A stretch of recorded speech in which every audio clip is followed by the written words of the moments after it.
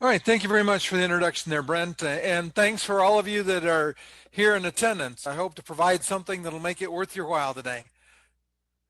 And so, as Brent mentioned, we're going to talk about customer service and about trying to build customer service that really makes your customers love you. And in this discussion, we're going to talk about three pillars of customer service. These three pillars are pieces that, if you get them right, make a huge difference in how your customers feel about you. And to start with, I want to share a story, a good example of customer service gone wrong, we'll say. I live on a little bit of acreage, and I bought it's not a lawn tractor. This is a pretty good sized garden tractor. And I bought it from a dealer that was close. I liked the product. The dealer seemed to be pretty good. So I bought the tractor from him, and I didn't have any way to move it. So what I did was I paid to have it delivered. And about a year later, it was due for some maintenance. So what I did was I called the dealer and asked him if they could send a technician over. And it was having a little bit of a problem. And I am a little bit techie by nature since I've been in the service side of our business for about 40 years. So I gave him a real thorough description of what it was doing. And he said, okay, well, you'll have to pay the service call, plus you'll have to pay like an extra $90 for the technician to come over and work on it. And that's about 20 miles from here, 22 miles, something like that from my house. So it wasn't a long ways, but I was like, okay, that's fine. Technician came over and he didn't have any parts with him. He didn't have any way to fix what was wrong with the tractor. So he said, what we're going to have to do is we're going to have to take it back to the shop. So at that point in time, then I had to pay another $90 for them pick up and delivery of the tractor. So they sent a truck over and picked it up, took it back to their shop, and they fixed it. And then they brought it back. And about a week after they brought it back, I noticed that I was losing oil out of one of the front hubs on the hydrostatic drive. And I looked, and they had not put the cap back in at the top where they filled it with oil. So I called the dealer. And at this stage, the fact that they had missed the cap and had leaked out some fluid, stuff happens. I've been in service long enough to know things happen. So I called the dealer, and they said, what you'd have to do is you'll have to bring it over, or we'll have to send a truck over and pick it up and bring it back over. And it'd be the $90+ to pick it up and deliver it. And then it'd be the service call to fix it. And I'm like, wait a minute, it was your fault. You guys failed to put the plug back in. And after a couple of rounds with the person that answered the phone, I finally got a hold of the owner, and I talked to the owner. And that was what he told me. At that stage, let's just say that my blood pressure was pretty high, and I explained to him what I thought, politely but very firmly, of his customer service and his company. And then when I got off the phone with him, I looked for every place that I could put a review of his company. And I posted it everywhere. Because that to me it was just atrocious customer service. And not only did he have to deal with the bad reviews that I posted, the other thing that happened because of that was he lost me as a customer. And since that time, I've probably had $1,000 of preventative maintenance done on this tractor. And I finally got something I could tow it myself, but I tow it another 20 miles to get to a different dealer. And I gladly spend my money with that dealer. And he tells me I need to do something, I do it. I don't even argue with him about it. I just follow his advice to take care of the tractor. But this dealer lost that opportunity over what probably would have cost him $50 by the time he paid his tech long enough to drive over, put the fluid in, and drive back. Now, his sole concession to me was that he agreed that if my wife or I would go over there and pick it up, he'd give us a used plug and some oil. That was the best he could do for us. And like I said, he lost a customer. And my belief is that I have not done him any help by posting on every local review site about what kind of service he provides. So the question that you need to think about, and I'm encourage you to think about, is what are your customers saying about you? What kind of stories do your unhappy customers tell their friends and family and neighbors and coworkers about your company? Because it can have a huge impact on where you wind up with your business. It's interesting. A long time ago, there was a study done and said that the average happy customer sold somewhere between 3 and 5 people, and the average unhappy customer was between 10 and 15 people that they told when they were unhappy. With the advent of social media, that's changed. There was, in fact, just before the presentation, I was looking at an example, and there was a case where United Airlines their baggage crew was caught throwing guitars off as they were unloading the plane, and they were just throwing the cases with the guitars in them. The Twitter feed of that reached 16 million people. What did that cost United in public relations? What would it cost them to fix that? And so it's really important that we focus our attention on the customer service we provide. The 3 pillars that we're going to talk about start out with understanding what our customers want. Because if we don't know what our customers want, we can't really do a good job of providing them customer service. And if we don't know what they think of our customer service, we can't fix the problems that they might perceive. They may not be complaining about it. They may not leave us over it. But let's just say that the next sales guy that comes in might have an easier opportunity if we're not taking care of fixing that. So that's the first piece of it, is making sure that we understand, and we're going to talk about that. The next pillar is the systems. And we think of systems as procedures and processes to make sure that things happen the way they should. And so we'll talk about some of the systems and why you need them and what you can do to fix them. And then the last thing that we're going to talk about is a Japanese term, Ichiban. And when we get there, we'll talk about it. So my first suggestion to you is that there are ways to learn what your customers think about you. And you'll notice the top bullet point, and you'll notice my slides don't have lots of bullet points and lots of words on them. You don't want to read slides. You'd much rather hear me talk, I hope. But if we think about it, a lot of times dealers do a lunch and learn where they invite customers in and show them the latest products. And so I'm encouraging dealers, and this is one of the things I talk about when I teach the service success program, talk about with the service managers, is about doing it in reverse. You still provide lunch for your customers. And in a virtual world, you can do virtual lunch and learns. Cater them a sandwich from a sud shop or a personal pizza or something, and have a big Zoom meeting while you eat lunch and have a discussion.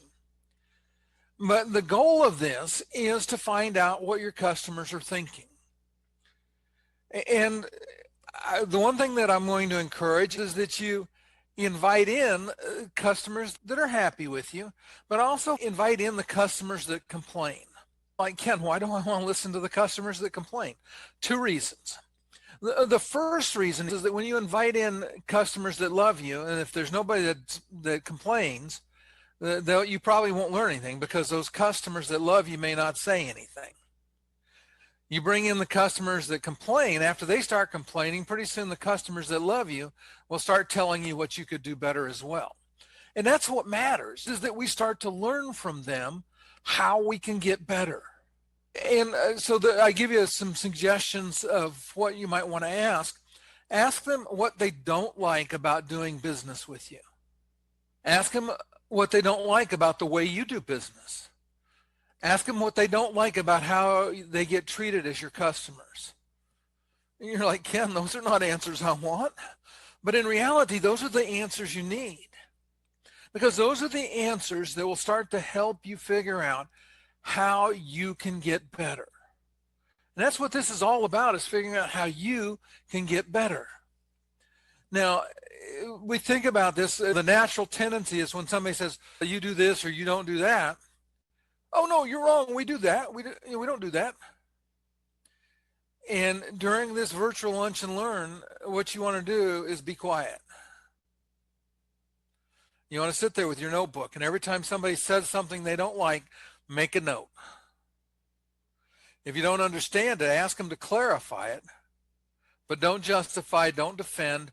You could think of it, go back to a Star Trek analogy, put your shields down and just let them fire at you. Because in that process, you'll start to see ways that you can improve things, and probably ways that you would never find any other way. And when they stop talking, you say, and what else? And you say, and what else? Or and then, until they run out of things to say. And then you say, thank you very much. I appreciate that. Now, you do have an opportunity to make this worthwhile on the other side of the house as well. Because another question I would add to the mix is, what products or services could we provide that would make your life easier? And then make notes, because they're going to tell you what they want to buy from you. And it may be things that you're not currently selling, and it might open doors to opportunities that you didn't realize existed. So that's where I would first start, is bring them in-house, treat them to a nice lunch, or do it virtually, and get them to tell you where you need to get better. The next thing is the surveys you send out, because I see it all the time that dealers advertise their net promoter score, and it's a big, great number. And that's good. It's nice that people say nice things about you and score you well. But the challenge is that too many times we're asking fluff questions. And I go back to the fact that what we need to ask are the hard questions. Ask the questions that we don't want to hear the answers to, because we know that they're going to hurt. But those are the questions, again, that we learn from. And maybe you're not going to advertise the results of that survey.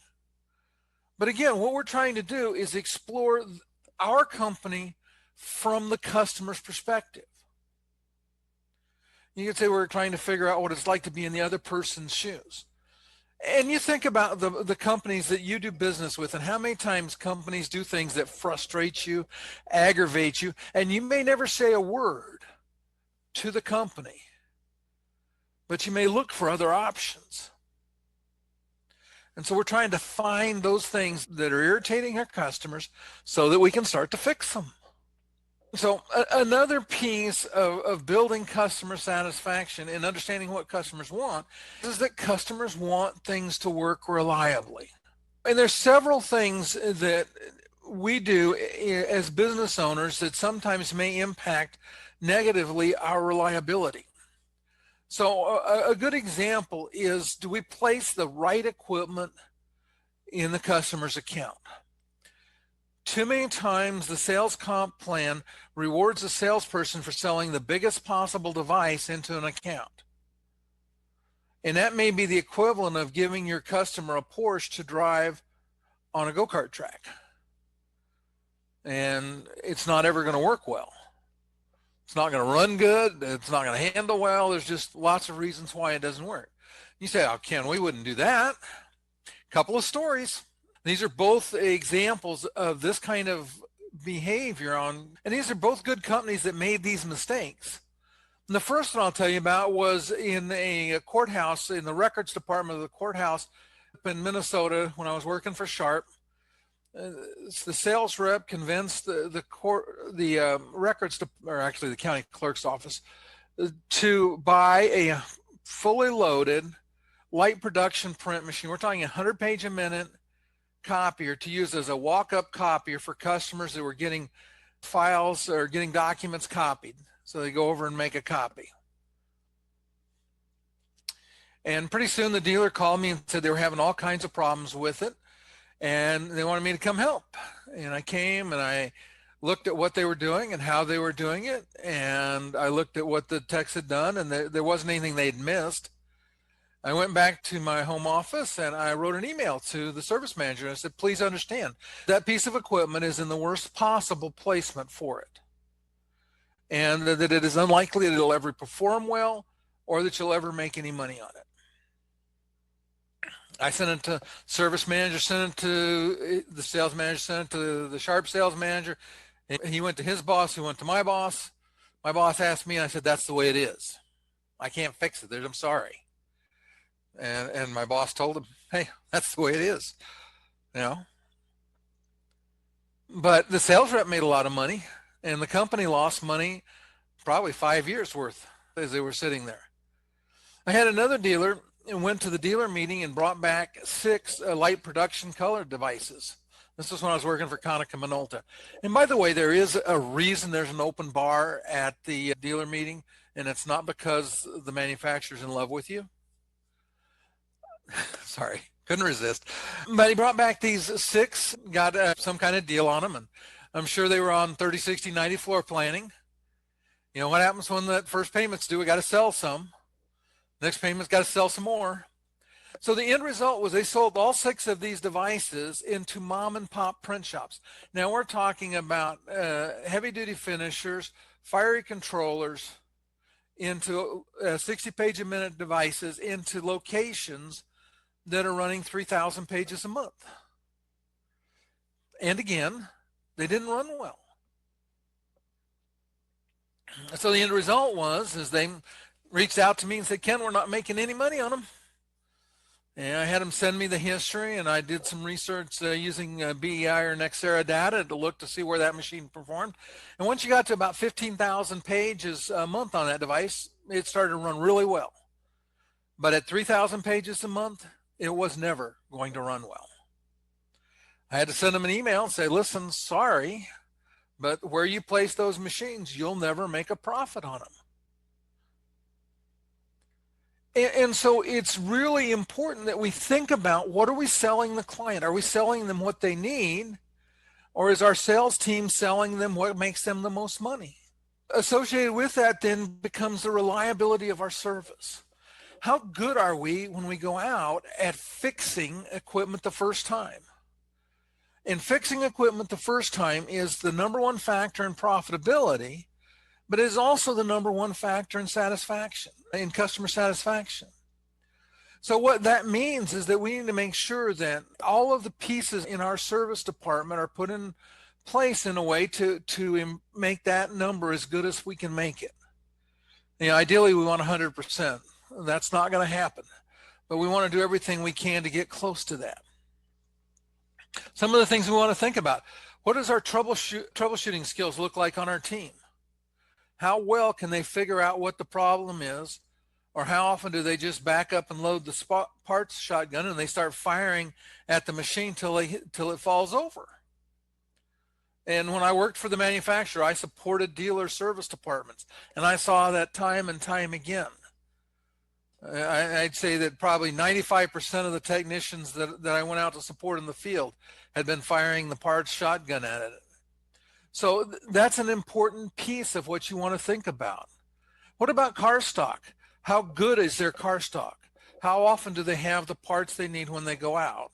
And is it something that we could get better at? Another piece of providing or keeping customers happy is the administrative side of our business. How often, and a classic example is how often do we misbill clients because we got a bad meter read in the system and nobody caught it, and the client has to call us, tell us they were billed wrong. They have to do the research to figure it out that they were billed wrong to start with. Then we have to figure out and fix it. And we think about the frustration and the time that ties up. So we just got to keep looking at the things we do and figure out how we can get better at everything. Associated with that, and this one is really important, is if somebody in your company says they will do something for a client, how often does that happen? If the number is less than 100% of the time, you have a problem you need to fix. Because you think about it. If you call a company and you try to get an issue resolved and somebody says, okay, we'll do this for you, and then they don't, how do you feel? Most of us get pretty tight-jawed. It aggravates us because they said they would do it and then they didn't. We feel like they've lied to us. And that's in effect what they did. They may not have intended to lie to us, but they did lie to us because they didn't do what they said they would do. So think about that. And again, this goes to everyone in your company. When a customer calls, they talk to somebody in admin. When they talk to the technician, he says, oh, I'll do this for you. When they talk to the service manager, the salesperson, the salesman, it doesn't matter. If somebody says they will do something for the customer, it needs to happen. You need to make sure that everybody understands that when they write that check to a customer, they better be able to cash it. Another piece of it is to think about, how do you make your customers feel when your staff interacts with them? And for those of you that are in the South and maybe other parts of the world, I know Chick-fil-A is really big here in the South where I live now. It's interesting that they have the number one ranked customer service in fast food in the United States, and significantly higher than most of the other vendors. Why? It's really simple. They use words like please and thank you and my pleasure. So you could think of it as being gracious when they're talking to the customer. And again, this is something that, as no matter who it is in our company, when they talk to a customer, we want to make sure that they use their best manners, and that they're gracious when they talk to them. We want customers, if they call our company, we want the customer, when we hang up the phone, to think, oh wow, that was so nice. And too often, the companies that I deal with, I know that's not usually the way it works. In general, it's not. So what we're doing with all of these things is starting to build out things that differentiate our company from other companies. Because if you can differentiate yourself, you don't have to be the cheapest. I'm a believer you don't really have to be unless your customer's driving a Yugo. In general, you don't have to be the cheapest unless you're the worst. If you're the worst, you should be the cheapest. But if you're the best, you should be getting paid for being the best. I'm also a huge fan of this term, and this is one of the things that we talk a lot about in the service success course, is under promising and over delivering. We want to try to make sure that when we tell somebody we're going to do something, that we do it, and that we do it when we say we're going to do it. Because what happens is people will say, oh yeah, I'll have that for you. A good example, technician. Yep, what I'll do is I'll overnight that part and I'll be back here tomorrow morning to put it in. And then something happens. And now he's not there the next morning to put the part in. And there can be a lot of different things that happen. And it may not be your fault. It may not be the tech's fault. But again, the perception from the customer is they said they would do it and they didn't do it. Most of the time, that technician could say, listen, I'm going to order the part as quickly as I can get it for you. I should be back. Let's see, I won't be back tomorrow probably, but the day after, or maybe 2 days later, I'll be back to put that part in. Obviously, if the machine's down, it's a little, you don't want to give yourself quite that much cushion. But build some cushion in. Because if you tell a customer you'll be back, let's see, today's Thursday, we tell a customer it'll be Monday before we get in, and we show up on Friday and we put the part in, how's the customer going to feel? They're going to be tickled to death because we exceeded their expectation. Now, it's true we set the bar as low as we could do, but that's okay. Because then we improve the probability that we're going to exceed the expectation of the customer. And the more we can do that, the more we can exceed the expectation, the happier our customers are going to be. Before I start on consistency, and we're going to come to that here in just a second in systems, but I did want to share an example of somebody that didn't understand the under promise over deliver. When I lived in California, I lived in an RV, and the way things were in the county I lived in is you couldn't live in an RV full time.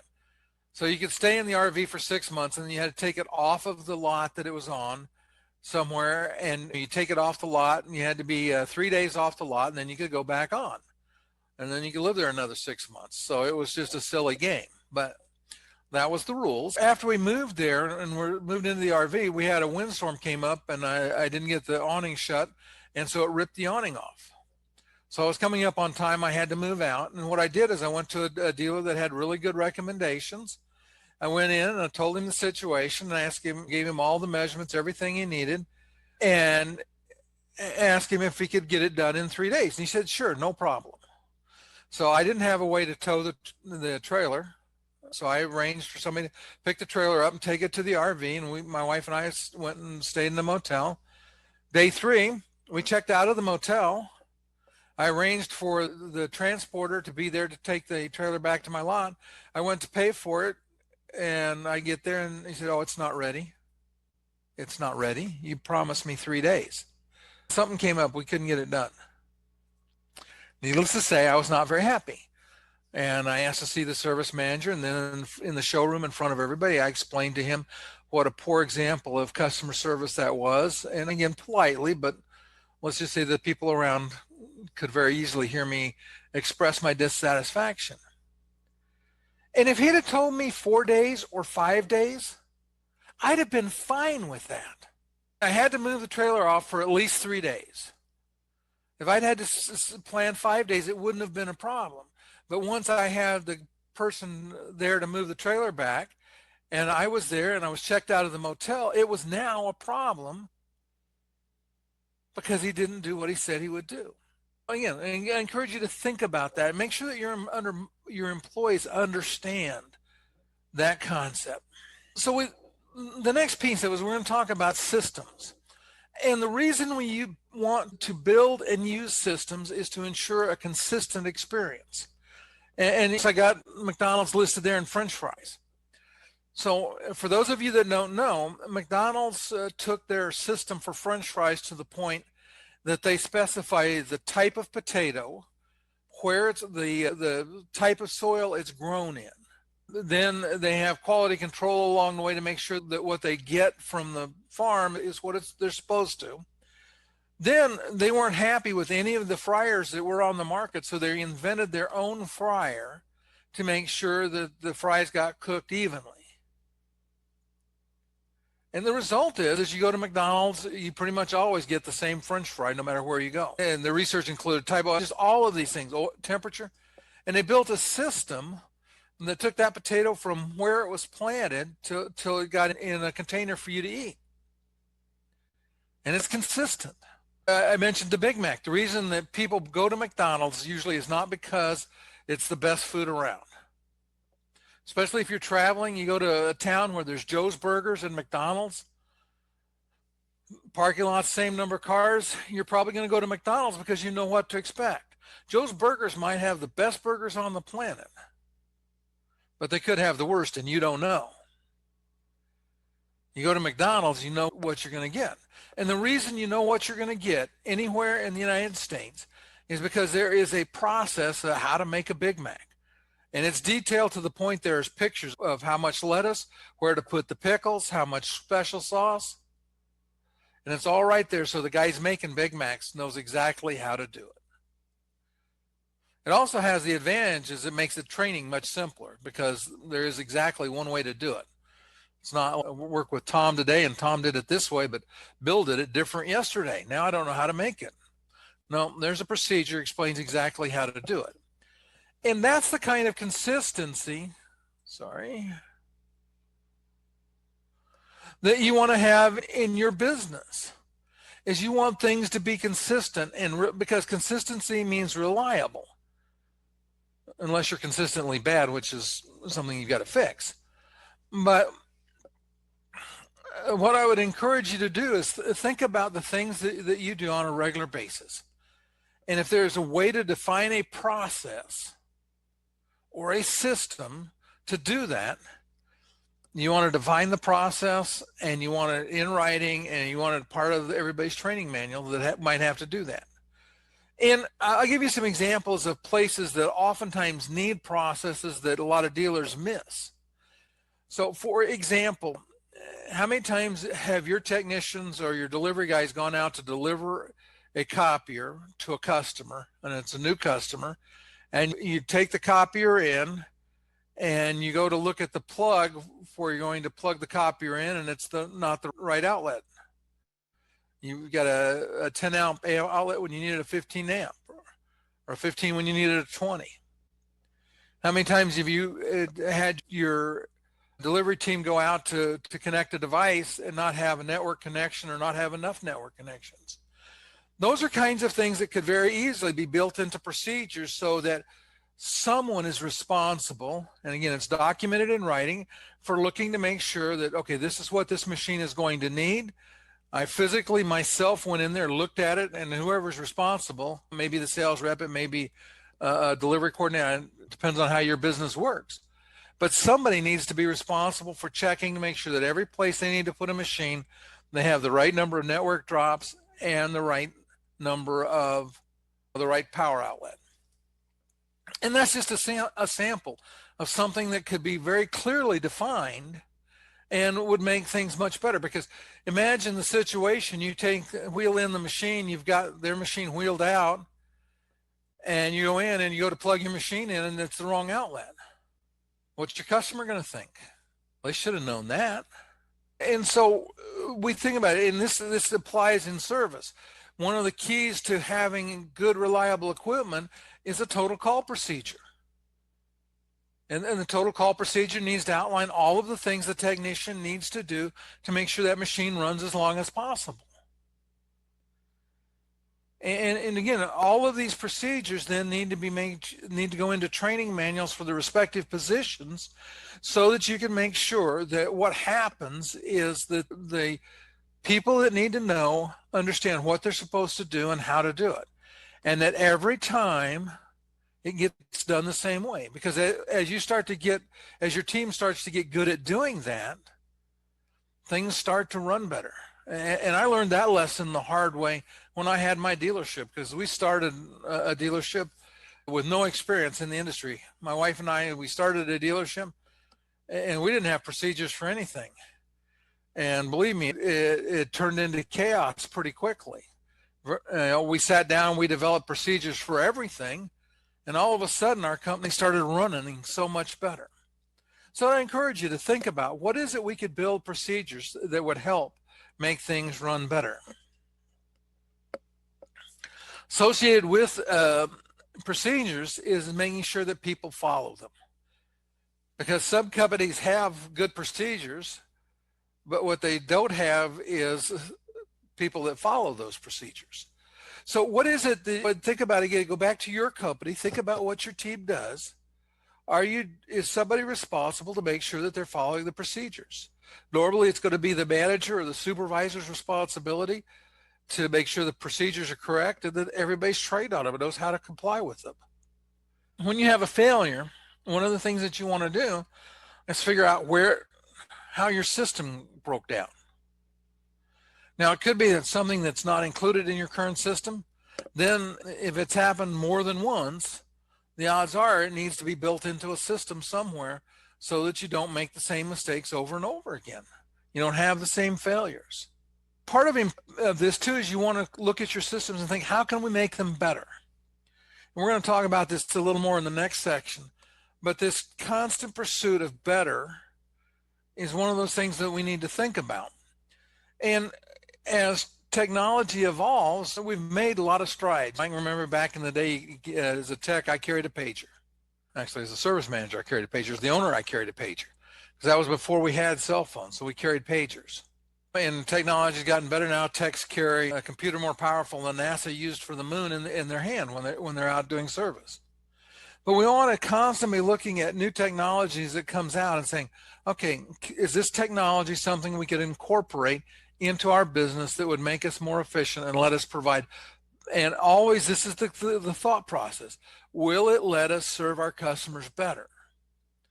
So we don't want to add technology just for technology's sake. Think about how many times you've gotten lost in an IVR, in a voicemail system. What was I supposed to press? And none of the answers get you where you want to go. And none of the answers get you to a real person. That would be a good example of technology that's hurt customer satisfaction. So again, we want to think about the technology as we implement it. But it's interesting, there was an economist, and I wish I could remember his name, but I don't. But when I first started my business, I heard him speak about the fact that in times past, companies and countries managed or measured their wealth by the resources they had. But he said in the modern era that has changed. He said that it is now the resources a company has leveraged by the technology they use. And he pointed to Japan as an example because resource-wise, Japan is fairly limited. Yet they're a dominant player in the global economy, but it's because they use technology very well. So again, it's just one of those things you want to think about. How could we use technology? How could we get a better look at our data? What could we measure that we're not measuring? How can we, again, it's this constant, how can we get better at things? I also encourage you to work with your employees to teach them to think like owners. And again, this is something that we spend a significant amount of time talking about throughout the service success class, is trying to teach our employees to make good decisions, teach them to fish. For those that understand that illustration, they shouldn't have to ask about everything. They need to be able to think their way through problems with taking care of equipment, but they also need to be able to think their way through problems and what to do to take care of customers. And as they learn to think like owners, then you want to start to give them the authority to make decisions. So for example, if you have a technician goes in and he failed to fix something right the first time and the customer is upset and has been inconvenienced, rather than him having to call the manager and saying, hey, what do you think we should do about this? The technician should have the authority to say, listen, I'm really, and this is an important piece of this too, is to say, listen, I'm really sorry. I obviously missed something. I'll get it fixed for you. But because you've been inconvenienced, let me credit you some copies, or let me give you some paper, or let me do something for you to make up for the loss. And again, you think about it, if you were the customer and somebody came in and said, hey, I messed up, I'm really sorry, and let me do this to try to make it right. How would you feel? You'd feel good because A, they acknowledged the mistake, and B, they tried to do something to compensate you for it. And I'm not saying give them the ability to write $1,000 check, but I'm saying giving them a limited amount of authority to take care of things on their own. Will they make mistakes and make errors in judgment? Yes. So help them to see how they could do better next time. So we're going to talk about Ichiban and an associated term, Kaizen. Ichiban means to be number one, be the first, be the best. You'll see a lot of Japanese restaurants will be Ichiban buffet, Ichiban seafood, Ichiban whatever, because they're claiming that they are the best. And associated with that is the term Kaizen. And that term signifies changing for the better or making continuous improvement. And I would encourage you to make that a fundamental part of your mindset, of your company's mission, is to constantly try to get better. I saw this statement and I love it. It said that good enough never is. But too many times in business, we settle for good enough. And we need to be constantly working on getting better. It starts with you as a manager, you as an owner. For those that are owners and managers, for others, it starts with ourselves. I think this is a better way to say it. What am I doing to become a better owner, a better manager, a better president, a better CEO? What am I doing to improve me? Because as the leader in your company, you set the example. And it's really hard to get your team to want to get better if you don't want to get better. So I would encourage you to start by thinking about that. What am I doing to get better? And in his book, 7 Habits of Highly Effective People, boy, the name just popped right out of my head. Stephen Covey. He said one of the principles he cited was sharpening the saw. And what he was talking about is doing things to improve our ability.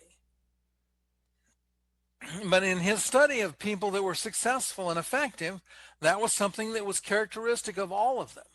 And so I encourage you to be constantly thinking about and reading books, doing research, trying to figure out what it is that you can get better at doing. Could you be a better mentor, a better coach, a better manager, a better leader? What is it that you can get better at? And then work on doing that. The next stage of that is then to think about as your company, What is my company's mission? Is it the mission of my company? And when I say mission, I'm not talking about something that's printed on the wall. I see lots of companies, you go in and they have a mission statement, and you look at the people and what doesn't match the mission statement. Because it was, let's say, seemed like a good idea at the time when we posted it, but nobody really buys into it and nobody really believes it. So make it your company's mission to always be getting better. For your managers should be working at improving themselves. And then as your managers are getting better, they should be working with their teams. Again, trying to improve their teams. And it doesn't matter what their team does. I use a term in the class, internal customer service. Because one of the reasons that departments don't get along is nobody provides good service to another department. So your teams should not only provide the best possible service to external customers, but you want them to provide great service to internal customers as well. Now, and again, it should be a process of constantly working on getting better. Because as we do that, our company gets better. We start to provide better service to our customers. And as we do that, again, we don't have to be the cheapest. And then it trails down now to our employees. And we think about this with our employees. What help are we giving them to help them get better? And we'll come back to a story about that in a minute. But as a manager, are you working with all of your employees to help them get better? If you're an owner, are your managers all working with their teams trying to improve them? And again, not ever settling for good enough. But what can we do to get better? How do we make changes that will make our team better than it is today? And if we have that unrelenting pursuit of better, and then it's going to have a positive impact on our company in so many ways. By the way, just a quick aside, I have just about 2 or 3 more slides here, but I did want to invite everybody to our webinar. I have a special offer for BTA members. It's a 5-day event. I'm teaching 2 days. Wes McCarter's teaching 2 days, and he and I are going to do a joint discussion 1 day. But it's designed to help you have happier customers and generate more profit in the process, because that's obviously the second piece of the equation we want to keep track of. If you use, it's a $499 for the event, but if you use the coupon code BTA, you'll get in free. There's the URL, and I'll send everybody out an email with that URL just so you don't have to try to remember it. So I would encourage you. Sometimes we get all enthused about what we heard and what we learned, and then we don't take action. And so it's really time to take action.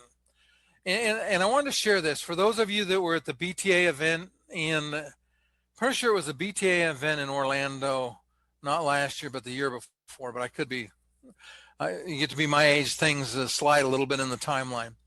But there was a retired Master Sergeant, Matt Eversman, and he was in the incident in Mogadishu. In fact, the movie Black Hawk Down is in part about him. But he spoke at the event, and it was really interesting. And I think that this is something, again, that we can all learn from. He said the difference between the regular Army and the Special Forces, I think he was Ranger, but he was including the Green Beret. He said the difference between the two of them, he says, we do the same things. We hunt, we survive, we fight. I said hunt, but we survive, we fight, we march, we do all the same things. He said that what happens, though, is the regular Army does it at the high school level. He said Special Forces do it at the PhD level. So I would encourage you to think about that and ask yourself about your company, about you, your employees. Do you operate at the PhD level? If not, that means that there's room to improve. There are things that you could do to get better. And you want to take advantage of those opportunities. There was a period of time in this country when U.S. car makers had a reputation for putting out pretty bad products. And in fact, the Japanese got a great big foothold in this country because their cars ran better and lasted longer. And One of the things that Ford did to show they were approaching it differently is they started advertising their motto is quality is job one. And again, that's a perfect mindset for your employees and for you and for your managers to have, is that quality. And quality, I'm talking about taking care of the customer and doing the job right, is the most important thing they do. And I wanted to share one more story before I throw it open to questions. And by the way, I will take some questions here. So if you've got any questions, you can go ahead and start putting them into the chat box there. But I had a situation, and it reminds me of what happened here with the tractor dealer, but a very different outcome. I had When we first moved to Wisconsin, we lived in a little town near nothing, and then the next town over was like 5 miles. There was a mechanic shop. So my wife took our car over there. It needed an oil change, and rather than drive into a bigger city farther away, she just went over there, had him change the oil. And they gave her a loaner to drive while she changed the oil, she got back. She got in the car and she made it about 2 miles, and the engine blew up. They had forgotten to put the oil in. And here's what that mechanic did. He sent a tow truck to pick up my wife and the vehicle. He gave her the loaner car back. He said, you can drive this until we get your car fixed. Then he rebuilt the engine twice and gave it back to us, and both times it didn't run real well. So the third time he put a new engine in it, or not a new engine, but he got it from a junkyard. He got an engine that had lower miles than mine and put it in. And that solved the problem. It ran good after that.